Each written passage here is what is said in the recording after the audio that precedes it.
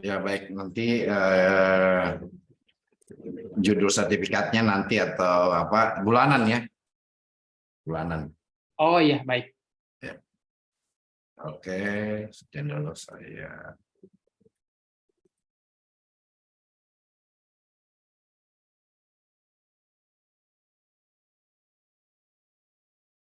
Baik, terima kasih. Assalamualaikum warahmatullahi wabarakatuh. Selamat malam, Waalaikumsalam warahmatullahi wabarakatuh.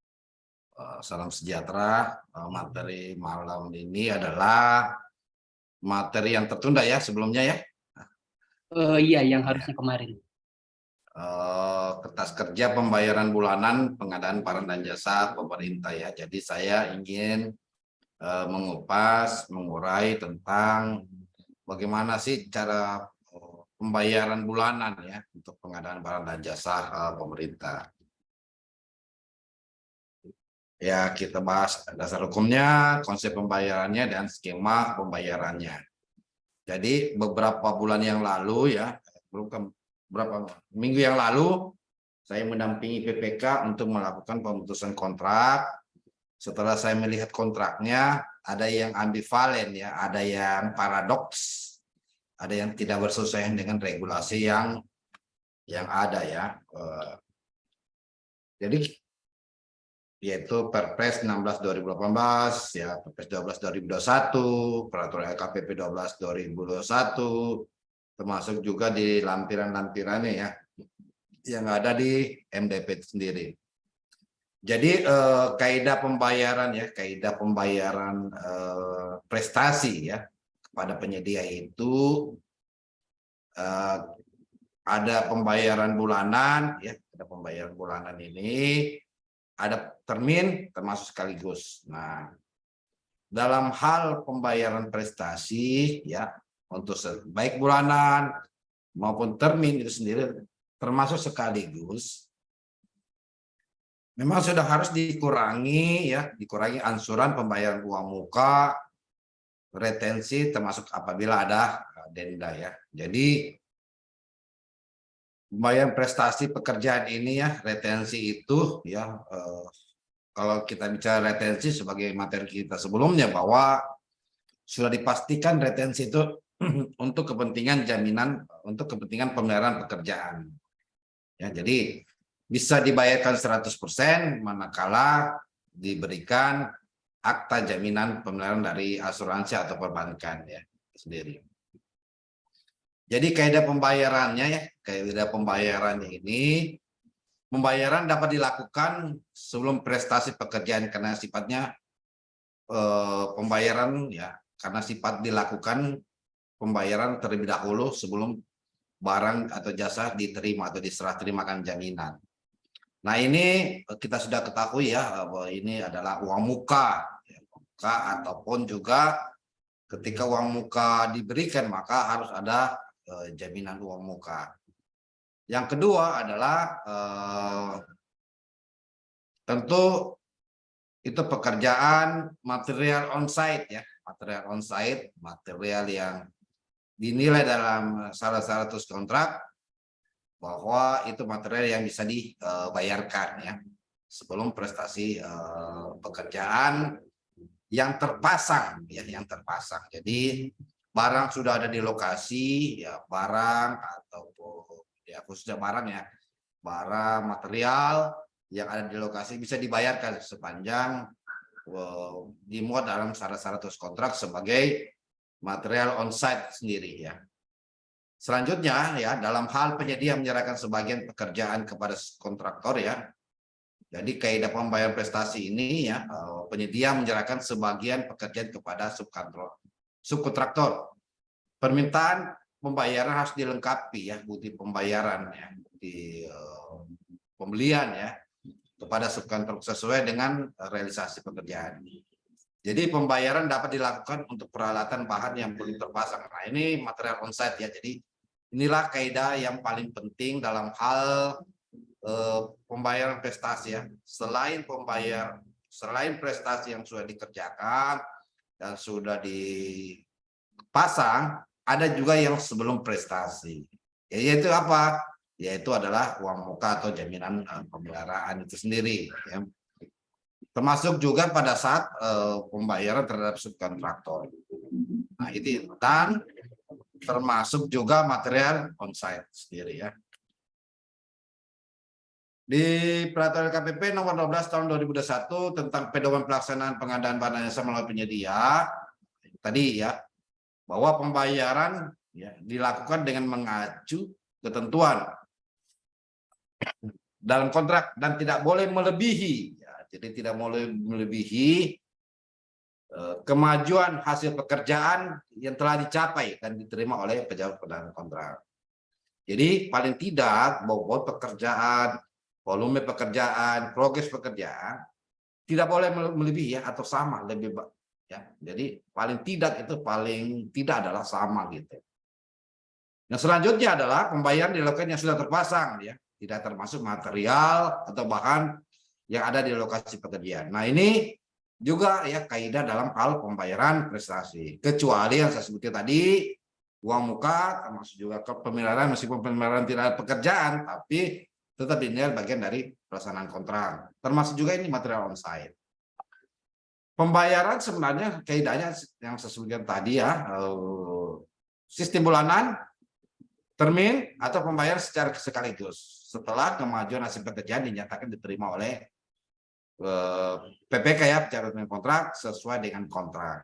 Nah, pembayaran ya bulanan termin itu dipotong ya angsuran, uang muka ya, termasuk juga sekaligus sebenarnya. Karena ketika ada pembayaran sekaligus ya, dengan cara sekaligus ini tentu harus diperhitungkan ya uang muka yang diambil, ya pajak-pajaknya yang harus dikenakan ya. Termasuk juga kalau ada denda ya, kalau ada denda. Untuk sama juga ya di pekerjaan subkon ya, di subkon ini harus dilengkapi bukti pembayaran atau pembelian. Ya ini pengecualiannya ya. Oh ya, pengecualiannya adalah pengadaan yang sifatnya dibayar lebih dahulu ya. Berarti uang muka ya, misalnya untuk modal kerja. Untuk modal kerja jelaslah bahwa ya, tentu itu hak dari PPK ya, PPK. Tapi untuk meningkatkan atau mendorong ya, agar pekerjaan itu berjalan dengan baik, berjalan dengan lancar, ya, maka modal kerja itu harus diberikan kepada penyedia. Nah, untuk itu harus dimuat ya pada saat menyusun rancangan kontrak harus memuat ya di syarat-syarat kontrak ya. Pembayaran material ini onsite ya. Termasuk juga pembayaran yang belum 100% ya, 100% artinya apa? Kalau belum 100% pada saat batas akhir pengajuan pembayaran dengan menyerahkan jaminan atas pembayarannya. Jadi pekerjaan yang belum selesai pada saat pengajuan akhir tahun anggaran bisa juga jaminan pembayaran diberikan ya, bisa dilakukan jaminan pembayaran misalnya di akhir tahun 31 Desember 2023 misalnya.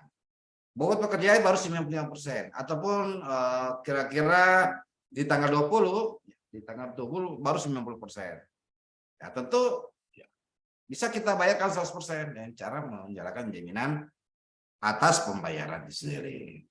Nah, jadi ini pasal 53 ya. Ayat 4 ya, pembayaran bulanan, pembayaran termin termasuk pembayaran sekaligus. Nah, pembayaran bulanan, termin dan sekaligus ini sebenarnya sudah ada definisinya ya, definisinya. Adalah pembayaran prestasi pekerjaan ya. Senilai pekerjaan telah ya dipasang dan telah memenuhi persyaratan teknis ya. Administrasi dibayarkan setiap akhir bulan. Itu sudah pasti ya. Jadi setiap akhir bulan, setiap bulan misalnya tanggal 30 bulan 5, 30 bulan 6 dan seterusnya sudah harus ditentukan di syarat-syarat khusus kontrak ya. Sudah ada ditentukan di syarat-syarat khusus kontrak. Di mana pada saat rapat persiapan penandatangan kontrak kita sendiri ya, kita sudah harus memuat sepakat sama penyedia bahwa ya pembayaran ini harus diuraikan di syarat-syarat khusus kontraknya. Atau juga ya pembayaran termin, pembayaran prestasi pekerjaan setelah terpasang sama juga ya memenuhi syarat teknis dan administrasi dibayarkan setiap termin ya. Jadi dia tidak terikat bulanan ya. Jadi kalau di bulan pertama terpenuhi bobot pekerjaan dalam terminnya, maka tetap harus dibayarkan.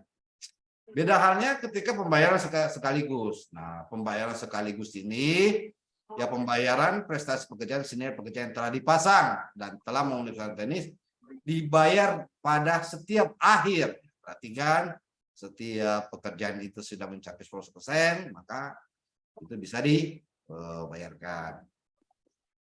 Nah, jenis kontraknya apa? Jenis kontraknya ini harga satuan. Ya.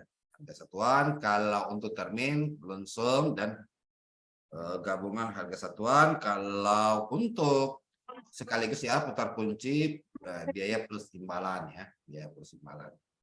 Nah, kelebihannya adalah ya kalau bulanan ya untuk manajemen kas daerah, arus kas daerah ke penyedia lancar setiap bulan mengalir. Nah, kalau termin ya manajemen kasnya, kas daerah ini mendorong penyerapan anggaran. Dengan kita menargetkan setiap termin itu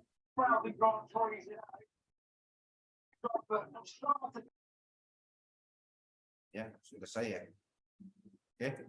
Dengan kita mendorong penyerapan anggaran dengan baik, ya maka targetnya harus membayar setiap termin. Ya. Artinya serapan anggaran yang menjadi target pemerintah daerah harus tercapai, misalnya 1 triwulan, ya, triwulan 1, 2, dan 3, maka lebih baik kita tempatkan berdasarkan termin dengan jenis kontrak sama ada kontrak darurat. Ya. Sehingga apa? Meskipun di bulan pertama atau di termin pertama dan di bulan pertama, bulan 1, bulan 2 misalnya, sudah tercapai bobot pekerjaan yang sudah ditetapkan, maka sudah harus dicairkan ya pembayarannya. Sama halnya juga berbeda juga ya dengan pembayaran sekaligus ini.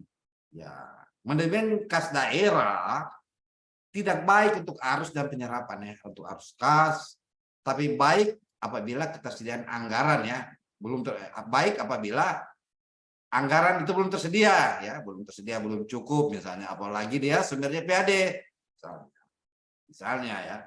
Jadi ketersediaan anggaran itu masih prediksi ya. Jadi di APBD itu kan semua masih asumsi prediksi bagaimana pencapaian penerimaan daerah, baik itu dari DAU, baik itu dari DAK, baik itu dari DBH, termasuk dari sumbernya anggaran dari PAD ya. PAD. Itu yang paling penting, bagaimana menentukan cara pembayarannya, cara pembayaran. Nah, ini yang penting ya.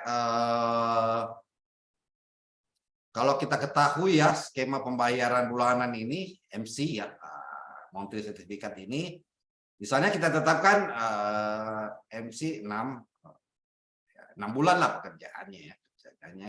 Berarti MC-nya 1, 2, 3, 4, 5, dan 6. Nah, MC 0 ini tidak dihitung ya. Karena kenapa tidak dihitung MC 0? Karena MC 0 ya kita ketahui dia adalah pengukuran bersama ketika pekerjaan itu ya, setelah diserahkan dan diukur kembali ya. Apakah existing lapangan sesuai dengan gambar kerja ya. Jadi itu yang paling penting, bagaimana kita menentukan MC itu sendiri ya. Jadi MC kita sudah ketahui berdasarkan bulanan dia kontrak harga satuan ya. Mengapa dia kontrak harga satuan? Ya karena pekerjaan ya, volume pekerjaan, kuantitas pekerjaan itu ya masih perkiraan ya, bisa dikategorikan sebagai prestasi apabila dia terpasang. Itu tentang bulanannya. Nah, selanjutnya bagaimana sih kita menyusun MC-nya ya, prestasi pekerjaan berbanding lurus dengan ya atau tegak lurus dengan realisasi kumulatif kemajuan pekerjaan dan pembayarannya. Ya. Maka kita harus pahami bagaimana cara menyusunnya ya. Misalnya di MC ya, di MC 1 ya. Kalau realisasi pekerjaan ya, kumulasi pekerjaan di MC 1 bulan pertama misalnya 4%, maka pembayarannya 4% dari kontrak. Ya, setelah dipotong uang muka, pajak ya, pajak PPN-nya ya, termasuk juga PPh-nya ya, PPh pasal untuk konstruksi 1,75% ya sendiri. Nah, selanjutnya jika di bulan kedua ya, realisasi kumulatif 15%, menurut ketentuan yang tadi yang saya sebutkan tidak boleh melebihi, maka MC-nya ya, MC pembayaran MC ada 11%. Dari mana 11%? Ya kita sudah tahu ya bahwa 4% ini ya dikurang ini adalah 11% itu sendiri ya. Itu yang menjadi dasar kita ingin menentukan ya bagaimana dasar pembayarannya. Dan itu akan berjalan seterusnya ya sampai di bulan ini. Jadi kalau kita ketahui bahwa ini pengurangan ya 15 kurang berarti 11% ya, 15 ya kurang 4 ya 11% ya. Sama demikian ya. Kalau termin tadi progresnya, realisasinya, pembayarannya ya, pembayaran 40% ya. Berarti kan realisasi 40%, termin kedua 25 yang mencari progresnya dibayar 15. Ya sama juga termin ketiga, termin keempat dan termin kelima yaitu retensi. Nah, ini harus dimuat di sini gitu, di syarat-syarat kontrak ya, di syarat khusus kontrak sendiri ya. Di syarat kontrak kita harus tuangkan bagaimana cara pembayaran bulanan misalnya. Ya sama ya di 26 ya, ini kriteria pembayaran MC bisa kita pilih ya. Nanti kita pasang rumusnya ya, cara pembayaran MC. Oke, saya share ya kertas kerjanya.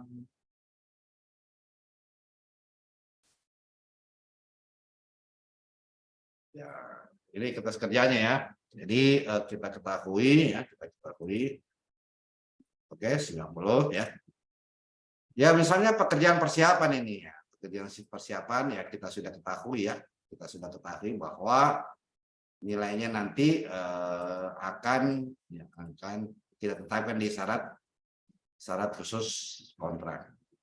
Misalnya MC ya, pekerjaan persiapan. Nanti contoh persiapan pekerjaannya ya. Dan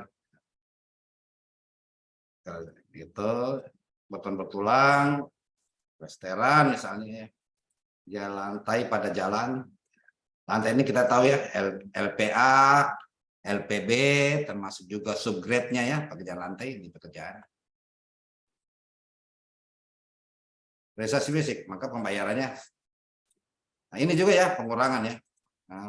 7% sama juga ya, pengurangan. 20% juga sama ya.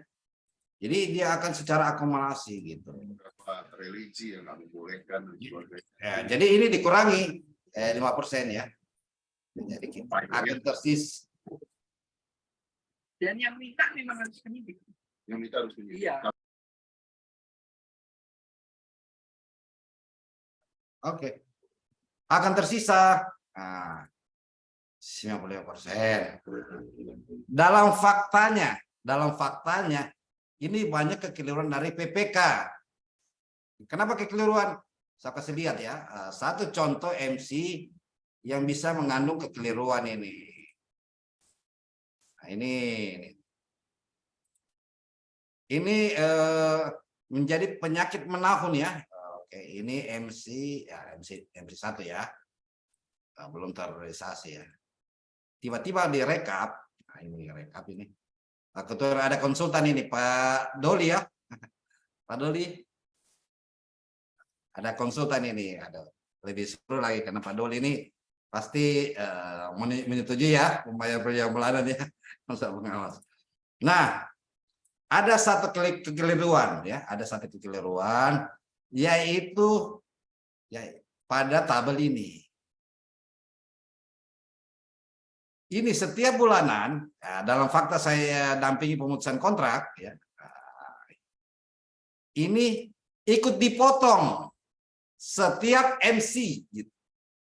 Nah, ini sangat keliru ya. Jadi MC itu atau retensi itu 5% di akhir di pemeliharaan di masa pemeliharaan pekerjaan. Ini harus dicatat ini. Nah, ini juga, ini ada juga MC. Nah, ini ada MC-nya ini. Retensi ya. Tapi uang muka harus dipotong gitu.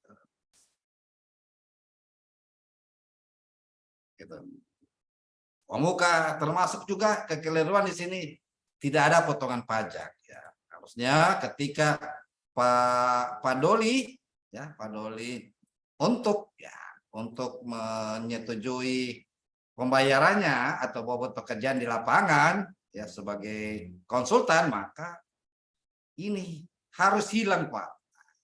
Harus ya, itu kekeliruan yang paling parah ya, yang paling parah untuk teman-teman baik PPK, penyedia, termasuk konsultan pengawas ya. Itu kekeliruan yang paling parah dan tidak boleh dibiarkan menahun. Saya bertanya kepada PPK yang orang teknis juga ya, yang background sarjana teknik. Kenapa? Ini kebiasaan dari kementerian atau kebiasaan dari tahun ke tahun. Ini yang salah. Ini harus diubah. Kalau untuk pembayaran uang muka dan lain-lain itu sudah sejak dulu sudah terbiasa, sudah biasa seperti ya. Saya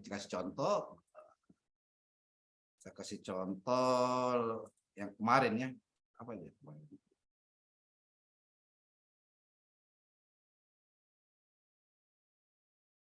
Saya contoh dulu. Ada yang saya kirim di grup ya.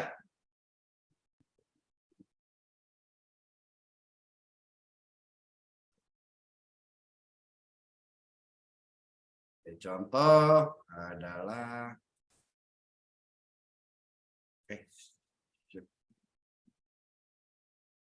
nah ini yang penting ini yang tidak ada bedanya dengan bulanan ini. Tidak ada potongan ya, tidak ada potongan ya misalnya kita ilustrasikan ini bulanan 1, MC1, MC2, 3, 4 ya. Jadi dipotong rata ya dari total termin ya, karena uang muka gitu. Jadi dipotong rata gitu. Itu yang paling penting. Jadi itu yang coba diluruskan lagi kembali ya, coba diluruskan kembali ya atas hal tersebut ya, coba diluruskan kembali. Demikian yang bisa saya sajikan. Saya persilakan.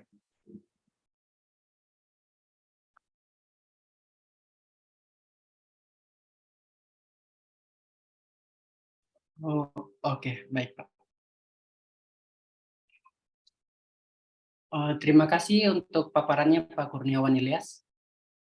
Mungkin kita beralih ke sesi tanya jawab. Di sini di kolom chat sudah ada beberapa pertanyaan Pak. Ya, silakan. Di sini saya baca yang pertama dari Pak Agus Salim.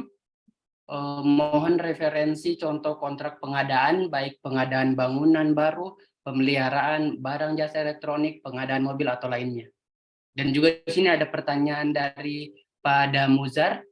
Mohon penjelasan dokumen MC, perbedaan laporan realisasi kuantitas dan realisasi mutu. Bisa mungkin langsung dijawab, Pak? Baik. Mohon referensi kontrak. Waduh, banyak sekali nih Pak Agus Salim ya. Sangat banyak kalau untuk referensi kontrak ya. Nanti saya coba bagikan, ada beberapa kontrak yang saya dampingi. Saya coba bagikan di grup ya. Kalau pengadaan mobil Pak, kalau dia kontraknya ya. Dia kontraknya sebenarnya surat pesanan ya, pesanan di sebuah, kalau dia katalog ya. Dia katalog di katalog ya. Jadi sudah ada format bakunya. Nah, dia dalam bentuk surat pesanan. Dapat kita susun kembali, kita tambahkan lagi dalam bentuk kontrak yang lebih lengkap ya, karena di surat pesanan itu belum menjangkau syarat-syarat yang mengikat kedua belah pihak. Jadi bisa di double, ditambahkan, yaitu kontrak pengadaan barang dan mobil. Nah, kalau untuk kontrak bangunan baru ya, berarti kontrak konstruksi, pemeliharaan. Nah, kontrak pemeliharaan ini sebenarnya pemeliharaan yang mana ya? Berarti mungkin misalnya pemeliharaan gedung, berarti kan dia lebih banyak pengadaan dengan kualifikasi usaha kecil ya, usaha kecil. Barang elektronik juga rata-rata sekarang sudah melalui katalog ya, baik katalog LKPP, katalog regional ya, katalog regional termasuk katalog lokal itu sendiri. Jadi itu kalau referensi kontrak ya. Nanti saya coba bagikan, ada beberapa kontrak konstruksi yang saya pegang ya. Ya, pertanyaan selanjutnya adalah mohon penjelasan ya.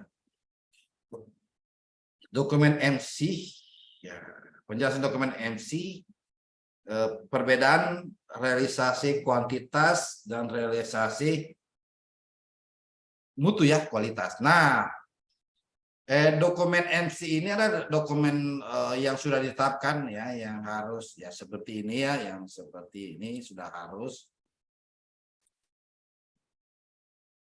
Saya share lagi ya. Ini ya, inilah dokumen MC yang sudah harus menjadi bagian ya, bagian dari pelaporan penyedia dalam bentuk rekapitulasi monthly sertifikat ya. Itu yang bagian yang paling penting. Nah, tapi ini harus dihilangkan ya, harus dihilangkan lagi. Sudah tidak ada lagi rezim jiplak. Jadi banyak rezim jiplak. Ini rezim jiplak. Ya, ketika sudah ada peraturan LKPP, maka retensi itu dia di akhir atau di masa pemeliharaan. Tidak dipotong lagi ya di setiap MC atau rekap MC itu sendiri. Ya, itu yang paling pasti. Nah, pertanyaan selanjutnya ya, perbedaan laporan realisasi mutu, dan saya punya sih, nanti saya bagi tentang laporan realisasi quality. Nah, realisasi quality itu ya jelas bahwa setiap pekerjaan, misalnya barang, konstruksi ya, misalnya konstruksi ya, saya giring saja ya di persoalan konstruksi. Realisasi mutu ini berarti kan hasil pengujian. Ya. Kalau untuk pekerjaan tanah, pastikan data CWR-nya atau senkonnya misalnya, ya itu yang pertama. Termasuk juga pengujian di lab, agregat kasarnya, agregat halusnya sudah memenuhi tidak, ya, berat jenis yang terpasang misalnya. Itu yang paling penting ya. Itu yang paling penting. Ya, itu yang paling penting. Bahwa kalau untuk pekerjaan beton misalnya, betonisasi. Nah, kalau betonisasi kan sudah jelas ya, kalau dalam spek sudah ditentukan, dalam RAB juga tergambar betonisasi K225 apabila tidak terrealisasi ya, sesuai dengan nilai, kan betonisasi itu misalnya 1 meter persegi misalnya untuk pekerjaan fondasi ya, untuk pekerjaan fondasi 1 meter persegi sudah ada nilai uangnya. tercapai mutunya, tercapai kuantitasnya, misalnya panjang kali lebar kali tinggi, tapi realisasi mutunya tidak tercapai, maka tidak memenuhi syarat, ya, tidak memenuhi syarat dari ya, MC itu sendiri, Pak Damusar. Jadi kebanyakan pengukuran kita untuk melakukan pembayaran, ya, karena saya dari mantan auditor, ya, saya mantan auditor juga, saya melihat dua, ada auditor nonaktif, ya, di nonaktif adalah saya melihat dua. Ketika MC, maka saya meminta dua, realisasi kuantitatif atau volume yang terpasang yang dikerja, termasuk juga realisasi mutunya. Jika tidak tercapai, maka syarat pembayaran MC, termin dan pembayaran lainnya tidak bisa dibayarkan oleh pejabat penandatangan kontrak atau pejabat pembuat komitmen sendiri, Pak. Jadi nilai mutunya itu sangat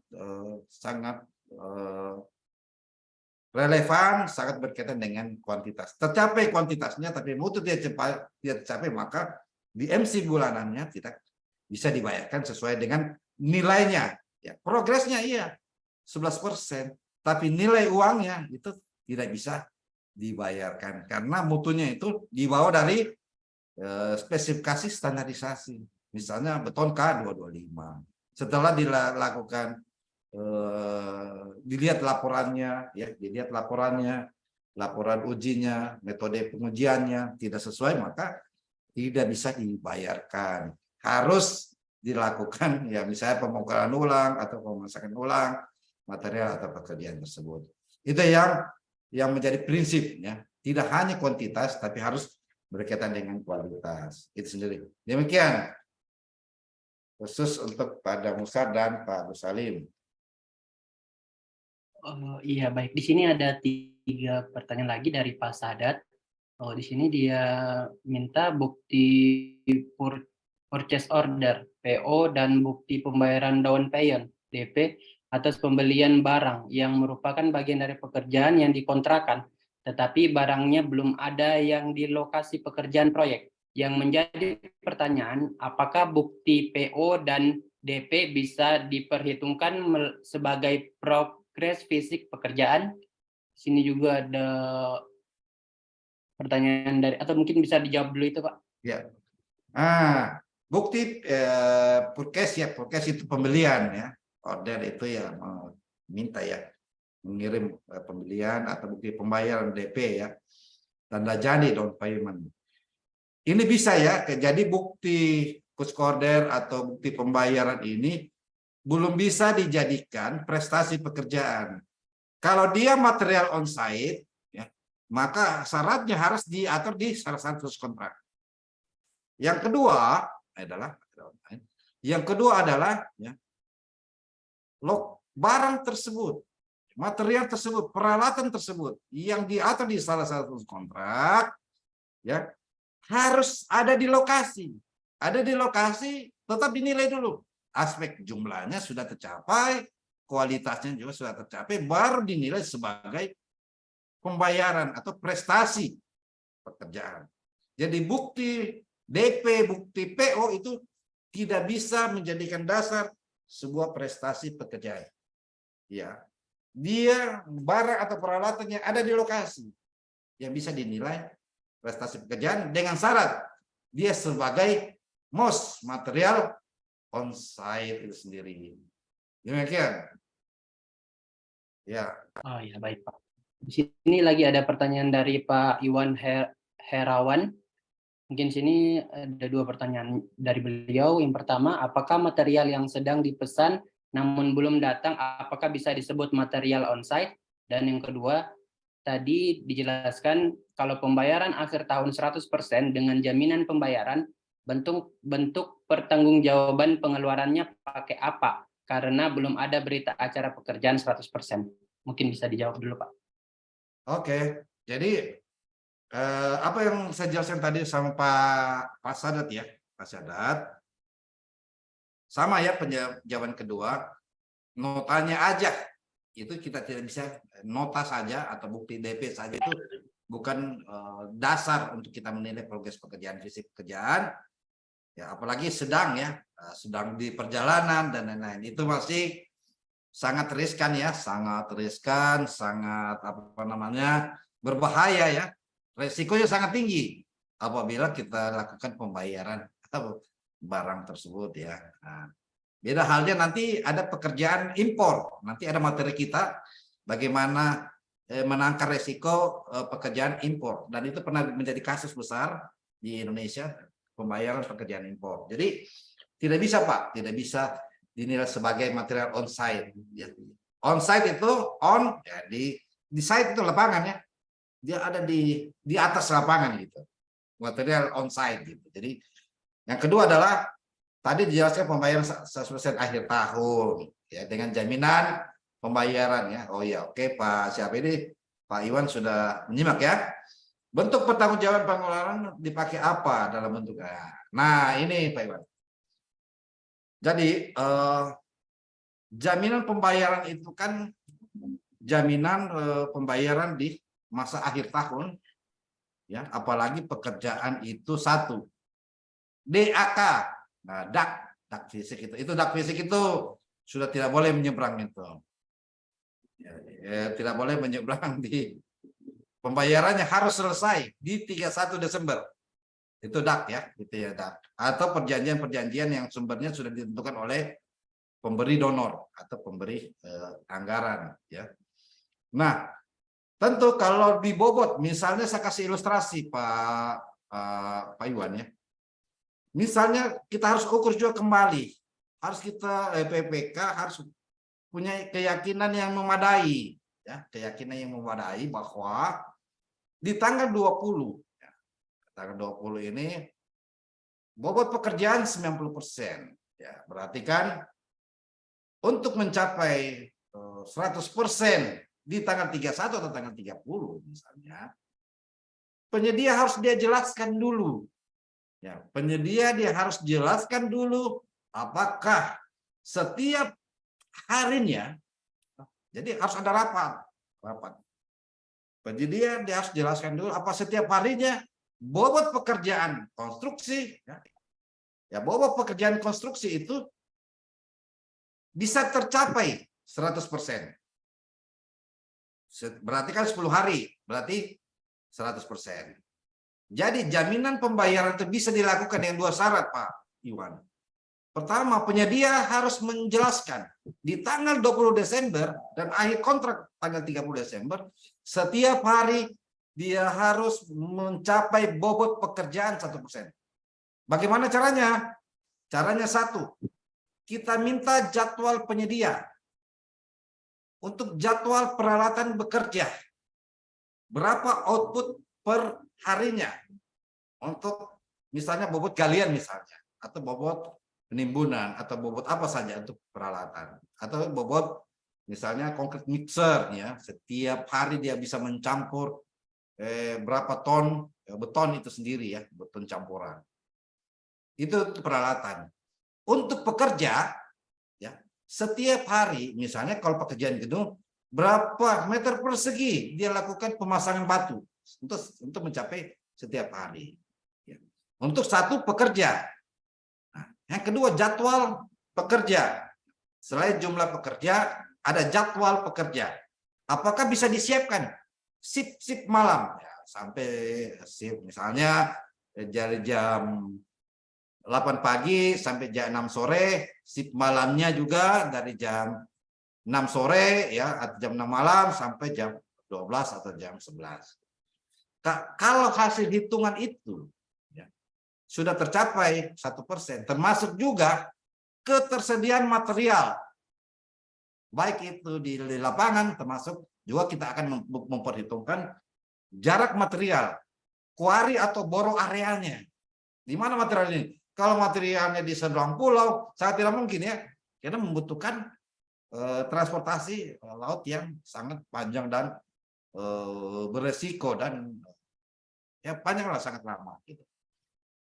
Itu harus kita, setelah kita sudah yakini ada data yang bisa disajikan, itulah kita tanda tangani, baru kita bisa bayarkan dia 100% uangnya, tapi dengan syarat menyerahkan jaminan pembayaran ya, jaminan pembayaran 100% kepada PPK. Pembayaran. Itu. Jadi bagaimana berita acaranya? Ya, tetap berita acaranya bobot pekerjaan 90% dengan A, B, C, alat, tenaga kerja, material disiapkan setiap harinya, setiap outputnya 1%. Nah, itu berita acaranya. Jadi jangan kita manipulasi, harus 100%, 90 saja. Di tanggal, misalnya pekerjaan itu di tanggal 20. Ya, misalnya di tanggal 20 ya.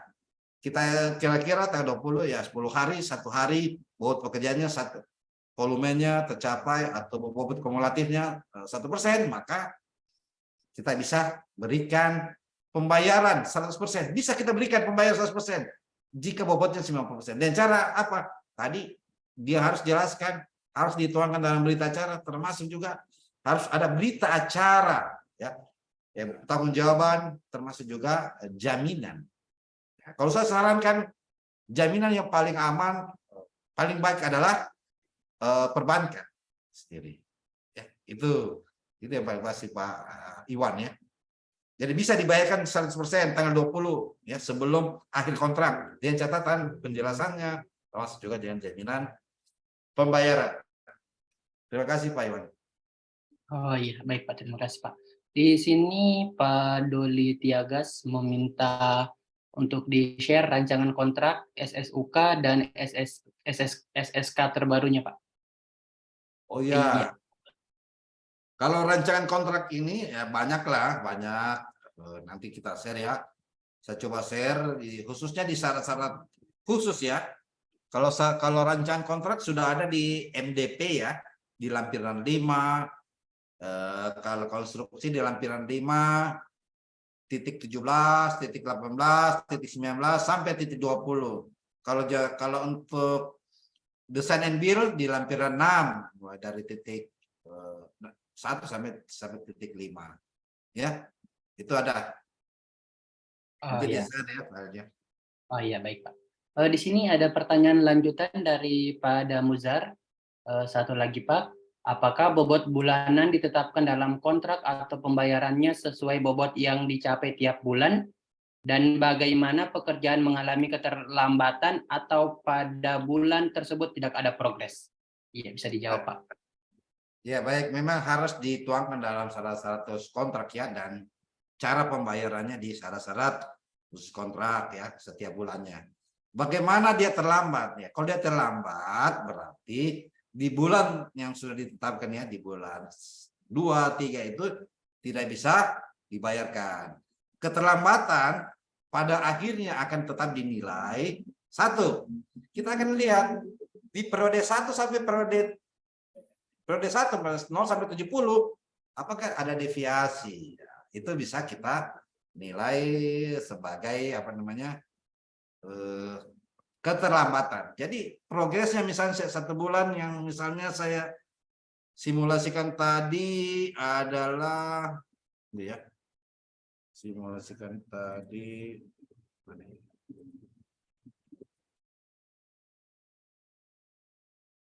ya, saya simulasikan tadi misalnya harus tercapai 4%.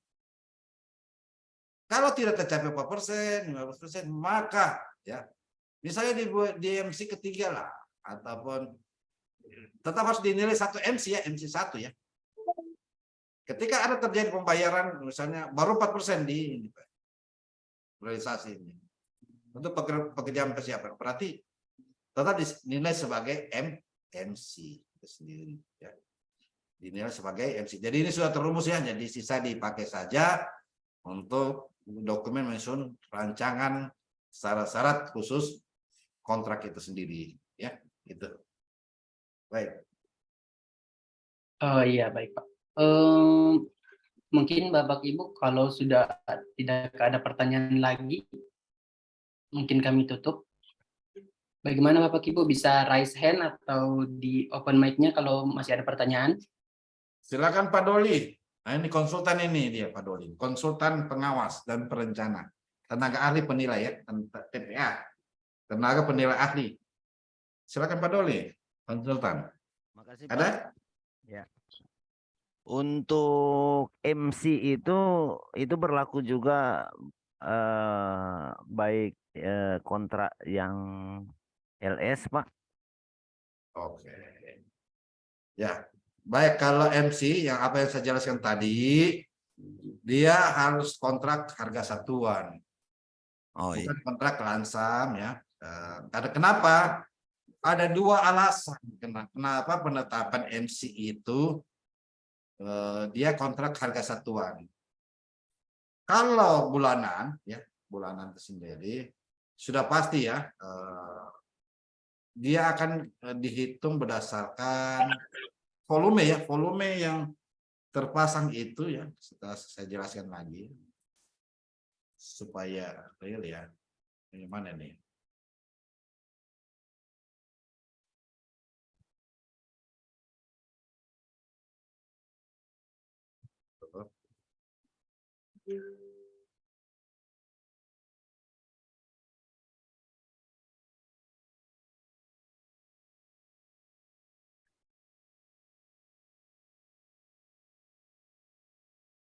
Setiap akhir bulan. Kenapa harga satuan? Pertimbangan saya ya, harga satuan karena dia bulanan. Karena pertama ya yang akan dihitung nantinya, adalah setiap bulan berapa bobot yang dicapai, yang akan dicapai setiap bulannya berdasarkan pekerjaan yang terpasang gitu. Karena harga satuan ini sifatnya perkiraan, maka ya kalau bulanan ini kan tidak bisa dipastikan bahwa akan tercapai, maka ada perkiraan volume atau kuantitas yang masih berjalan ya. Jadi yang kedua yang bisa dinilai adalah pekerjaan yang terpasang. Kalau dia lansam, dia outputnya. Ini dia kuantitasnya, dia ini keluarannya. Itu yang membedakan ya. Dia keluarannya, pembayarannya, dia kuantitasnya. Nah, apa yang membedakan antara kuantitas dengan keluaran? Nah, kalau kuantitas ya kan volume yang dalam kontrak itu masih perkiraan, Pak Dodi. Betul tidak? Perkiraan kalau harga satuan, Pak. Nah, yang kedua, kalau determine di kontrak langsam itu volume keluaran itu sudah pasti. Keluaran misalnya pastinya adalah misalnya keluaran untuk pekerjaan gedung misalnya untuk satu ruang belajar, misalnya gedung sekolah, satu ruang belajar ukurannya 6x6.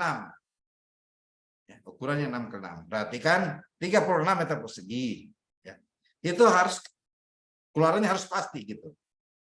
Kalau satuan ini ya, satuan bisa jadi ya kalau dia pakai kontrak satuan untuk bangunan gedung ya, bisa jadi volume pekerjaan itu ya, seperti 6x6 itu sendiri ya, tidak tercapai karena volume yang diukur itu masih tidak pasti. Ya, volume yang diukur masih tidak pasti, sehingga ada perubahan ketika kondisi lapangan berbeda. Itu yang paling pasti. Kalau langsam kondisi lapangan berbeda atau tidak, dia harus tercapai outputnya ini. 6x6 adalah 36 meter persegi. Itu yang pasti dari pekerjaan langsam dengan pekerjaan harga satuan. Karena harga satuan kuantitasnya ya atau volume masih perkiraan, masih meraba-raba. Kecuali sudah terpasang dengan kondisi yang sama ya boleh. Demikian. Terima kasih, Pak. Oh iya, baik. Mungkin bagaimana Bapak Ibu? Kalau sudah tidak ada, kita tutup mungkin materi malam ini. Oke, kayaknya sudah Makasih, tidak Pak. ada. Iya, siap Pak Doli. Iya, mungkin bisa di close statement Pak untuk materi malam ini. Ya, sebenarnya cukup sederhana ya, materi malam ini sangat tidak rumit ya. Cuma yang akan mengharuskan kita, baik itu kita posisi sebagai pengawas misalnya, posisi sebagai APIP misalnya, posisi sebagai PPK misalnya, atau posisi sebagai konsultan seperti Pak Doli ya, Pak Doli Piagas ini konsultan di Manado, ya, itu posisi harus lebih detail, lebih jelas ketika ingin mengesahkan ya, ataupun juga menguji sebuah pekerjaan yang pembayarannya berdasarkan bulanan sendiri, ya, yang pekerjaan berdasarkan bulanan sendiri, itu ya. Jadi peran dari pengawas APIP, PPK, termasuk Pak Doli sebagai konsultan pengawas, itu harus benar-benar presisi supaya pembayarannya bisa diukur dengan benar ya, dan tidak ada masalah dari pengawas atau APIP itu sendiri. Demikian yang bisa saya sajikan. Akan saya materi tersebut kita. Ya, saya serahkan kepada moderator. Ya baik, terima kasih banyak Pak Kurniawan untuk materinya malam ini. Materi yang sangat luar biasa. Mungkin sekian untuk materi malam ini, materi kertas kerja pembayaran bulanan, kontrak pengadaan barang serap jasa pemerintah. Mungkin kami tutup. Wabillahi taufiq wal hidayah. Assalamualaikum warahmatullahi wabarakatuh. Sampai ketemu di materi berikutnya. Sekian Pak.